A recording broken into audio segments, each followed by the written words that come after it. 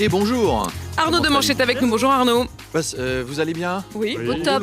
Vous avez vu, les éboueurs ont été réquisitionnés ce matin. Ils ramassent les ordures. Il était temps, parce qu'avec tous ces déchets partout, là, les rues de Paris, on aurait dit les couloirs du groupe Canal, ça suffit. Il y a des coins, ça devenait tellement glauque, tellement crade, j'ai cru que Michel Houellebecq allait y tourner son nouveau porno. Oh. Mais les éboueurs manifestent toujours contre la réforme des retraites. Et justement, aujourd'hui, c'est la grosse journée. On va savoir, ça passe ou ça passe pas à l'Assemblée. En tout cas, l'exécutif cherche toujours des députés pour faire voter sa réforme. Ce matin, c'est la chasse aux voix. Nous sommes à l'Assemblée. Elisabeth Borne s'est levée de bonne heure ce matin car c'est l'ouverture de la chasse aux voix. Cachée derrière les sièges du Palais Bourbon, elle attend patiemment l'arrivée d'un député LR. Le député LR, comme tout animal sauvage, est craintif et méfiant. Elisabeth essaye de l'attirer avec des appos. Pas des appos de Malherbe, des appos de chasseurs. Petit, petit, petit.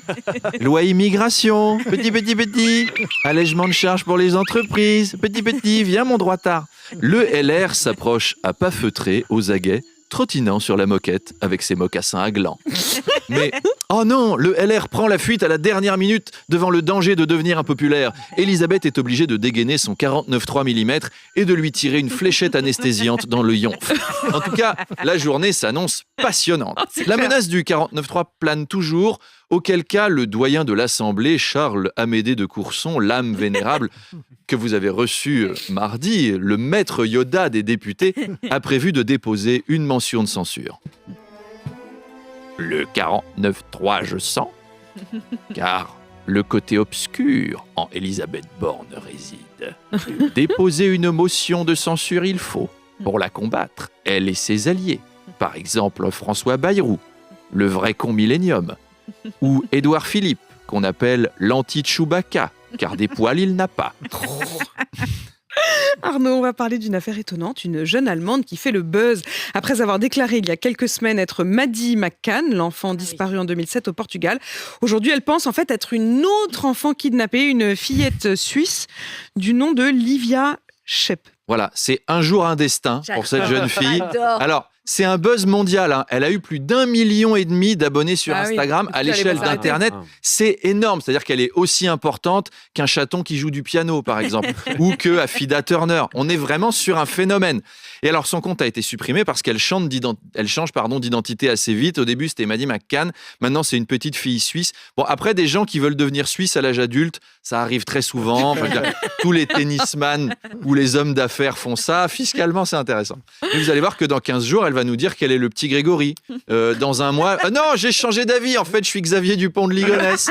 Dans 2 mois, pardon, je me suis trompé. Je suis le chat de la mère Michel qu'elle avait perdu.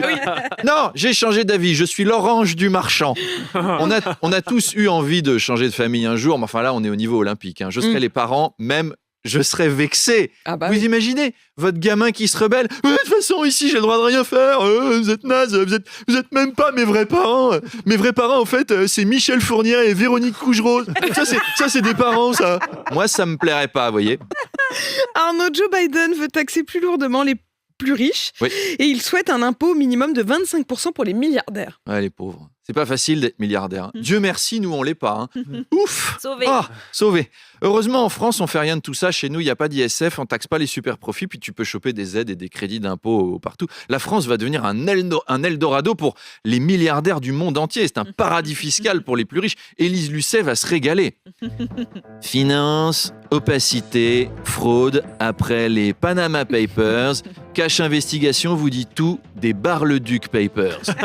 Pourquoi des milliardaires ont-ils décidé de placer une partie de leurs économies au Crédit Agricole de l'avenue Georges Marchais de Bar-le-Duc? Cash Investigation vous dit tout sur le paradis fiscal français. Monsieur Latronche, bonjour. Élise Lucet, vous êtes expert comptable dans la Meuse. Expliquez-nous les rouages mystérieux du système français. Là, j'ai Jeff Bezos qui vient d'ouvrir un Codévi. Et j'ai conseillé à Bill Gates un livret de caisse d'épargne et il m'a pris une Visa Electron. Eh ben dites donc, si ces trucs-là sont intéressants, c'est vous dire l'état du système bancaire ailleurs. Enfin bon, qui se rassure, les milliardaires américains, c'est une idée de Joe Biden. Si ça se trouve demain, il aura tout oublié. On saura demain. À demain.